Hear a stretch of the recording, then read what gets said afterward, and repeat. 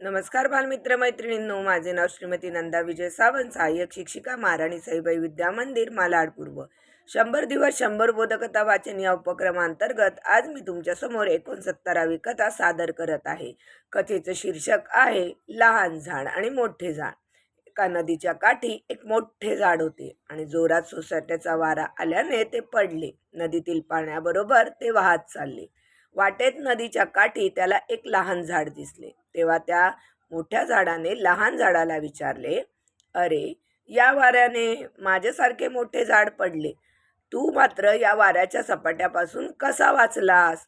त्यावर लहान झाडाने उत्तर दिले, "मित्रा, तुझ्या आणि माझ्या वागण्यात बराच फरक आहे. हेच त्याचे कारण आहे. बलवानापुढे आपले काही चालणार नाही हे लक्षात घेऊन मी वाऱ्यापुढे नम्र होतो आणि आपल्या गर्वामुळे मात्र तू ताठ उभा राहतोस आणि तुझे नुकसान करून घेतोस. तात्पर्य, सामर्थ्यापुढे दुर्बलाने नम्रपणे वागावे आणि तसे केले नाही तर बऱ्याच वेळा आपला नाश करून घेण्याची वेळ येते. धन्यवाद.